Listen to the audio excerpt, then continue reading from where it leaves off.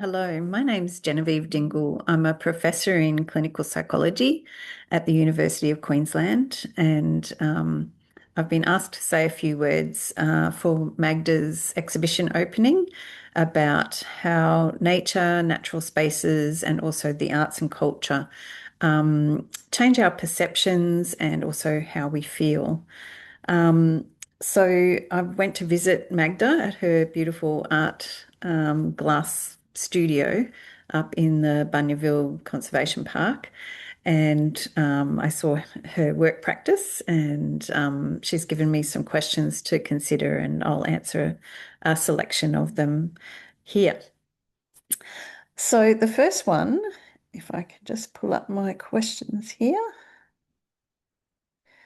The first one was, how does the environment we're in influence our emotional well-being and sense of calm?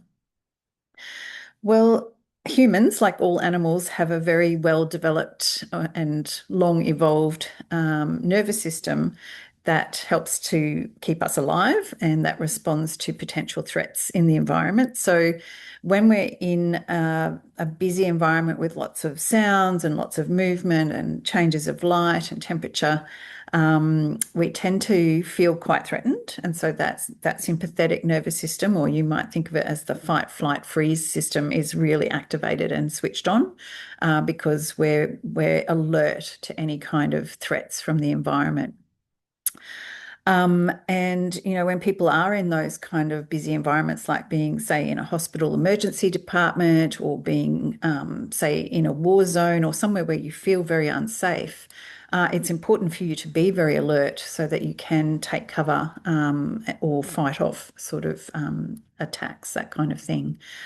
And the opposite of that is when you're in an environment where you can switch off for a while, when you can feel safe and comfortable. So a lot of us, and then that's a very personal thing, but a lot of us do find it in natural spaces. So sitting somewhere that's green, that you can see nature, perhaps going for a walk, maybe looking at something blue like a river or a lake or the ocean.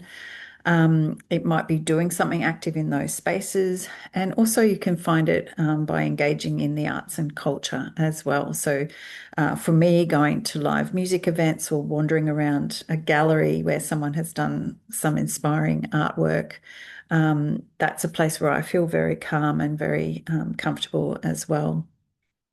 And of course, combining those elements, like artists like Magda have done, bringing elements of nature in to her artworks and her art practice, and positioning the art within nature is another way of combining those elements to help us to feel all of those sensory things that help us to feel safe and calm. Okay, where's my next question? What role does awe play in well-being, and how can experiences in nature cultivate it? Well, awe is a really interesting emotion. It's a complex emotion, and it is often associated with um, natural things like mountain ranges, maybe eclipses, even seeing, whales, those sorts of things in nature that are often bigger than us and remind us that we're just a small thing in this much bigger pattern of the natural world.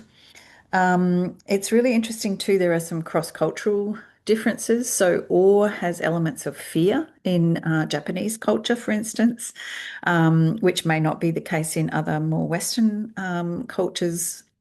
We also can experience awe from human endeavour, from the arts and culture, for example, or large spaces like architectural wonders and that kind of thing. Um, okay. The third question here is, how do the arts and nature shape the way we feel and experience the world? Um, so I'm going to give an example of a citizen science project that I've recently launched with a number of colleagues from different universities as well as from my own university. And this is a citizen science project that we hope is going to form a national map, and it's all about creative activities and well-being. And so we've just from the earliest data that we've got in, which was collected in the lead up to a community singing event where there were four different performing groups and a choir that we had just formed, a metal choir, actually sang, and that was our first performance.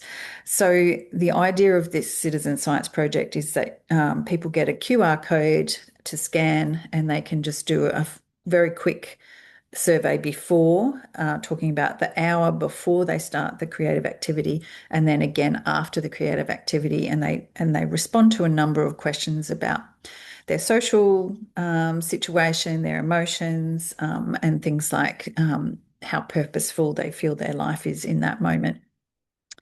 And so far, the data are incredibly compelling in that, across the board, all of the positive emotional experiences significantly improved during the creative activity. All of the negative emotional experiences reduced during the activity. People felt more socially connected, less lonely. They felt a sense of meaning and purpose in life. So even a short, a couple of hours of engagement in a creative activity can change your well-being in a small way. And so I think you can start to consider these as part of your well-being, part of your health and well-being, in the way that we consider having a balanced diet, or being physically active as part of health behaviors. You can actually also engage in artistic and cultural activities and get similar sorts of benefits. So this is the evidence base that I'm building with other colleagues at the moment. And I think if you're here today for the exhibition, that you're also probably experiencing some of those benefits for yourself. And I would encourage you to enjoy that moment, really be present and be aware of how it's affecting your well-being, and whether you're feeling inspired, and then what you might do to try and sustain that across the rest of your day. I wish you all the best. Thank you for the invitation, Magda, and thank you. Bye now.